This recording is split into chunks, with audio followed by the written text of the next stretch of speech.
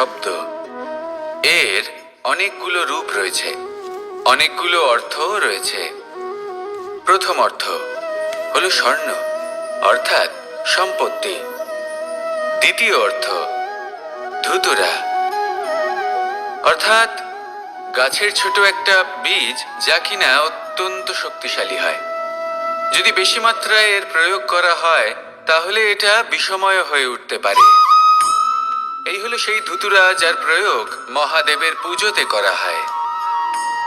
এবার প্রশ্ন হলো এটাই যে এই স্বর্ণ এবং এই ধুতুরার মধ্যে মিল কি রয়েছে। মিল হলো এটাই যে এই দুটোই মানুষকে মত্ত করে তোলে। ধুতুরা মানুষকে তখন মত্ত করে যখন তাকে সেবন করা হয়, কিন্তু স্বর্ণ, ধন সম্পত্তি, মানুষ এটা যতটাই অর্জন করে নেয় সেটাই যথেষ্ট। এই স্বর্ণ মানুষের ভাবনা চিন্তা করার ক্ষমতাকে বশ করে ফেলে। মানুষ সম্পত্তির লোভে মত্ত হয়ে ওঠে, কারণ যে যত চমৎকারী, যতটা অমূল্য হয় তাকে সামলানো কিন্তু ততটাই কঠিন, তাই না? তাই মনে রাখবেন, ধন, স্বর্ণ, সম্পত্তি এগুলো ধুতুরার থেকেও অনেক বেশি বিষাক্ত হতে পারে। তাই এর ওপর আত্মসংযমের একটা কবচ পরিয়ে রাখবেন এবং বিবেকের শক্তির সাথে এগুলো প্রয়োগ করুন, তবেই কল্যাণ হবে। আসুন আমার সাথে ভালোবেসে বলুন, রাধা রাধা।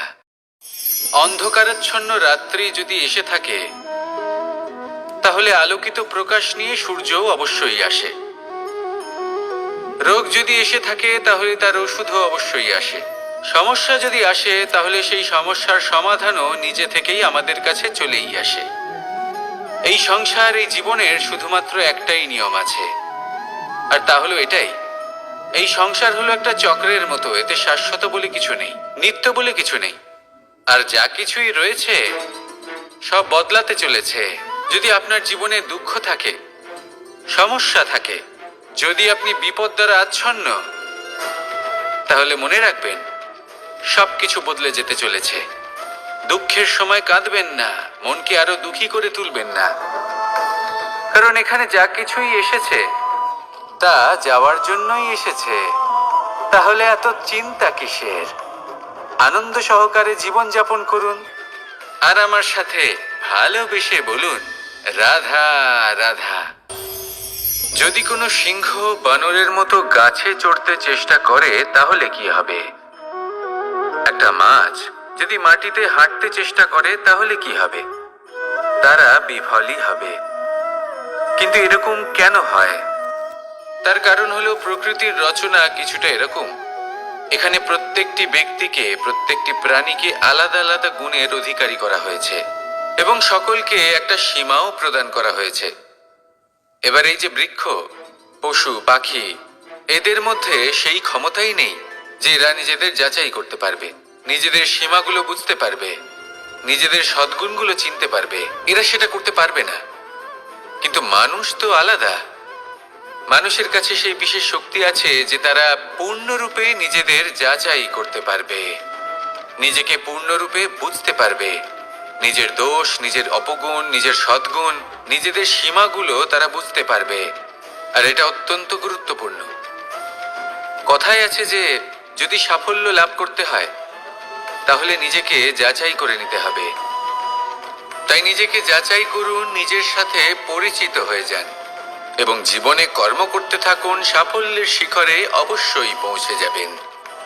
আর ওখানে যদি যান তাহলে এই মন প্রসন্ন হয়ে অবশ্যই বলবে, রাধা রাধা।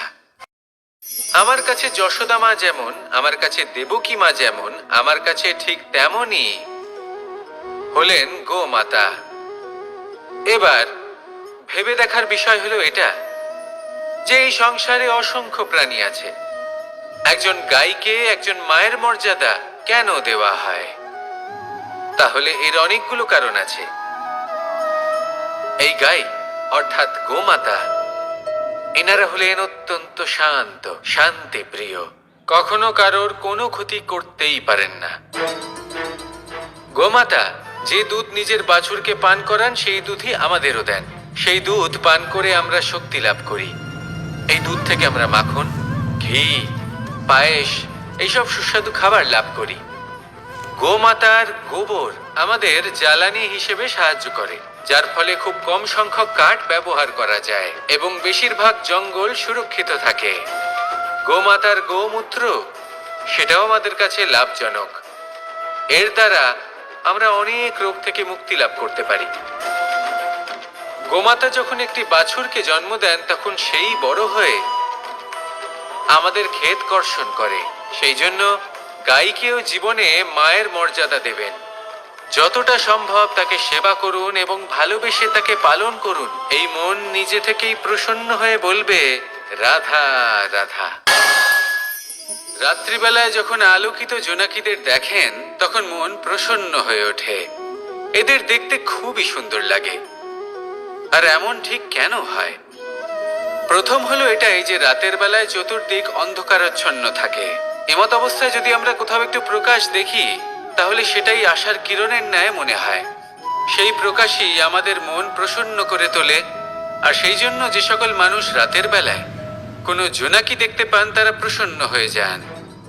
এবার কখনো কখনো জীবনে আমাদের মনে হয় যে চতুর্দিকে শুধুমাত্র অন্ধকারই হয়ে আছে। প্রত্যেকেরই তা কখনো মনে হয়।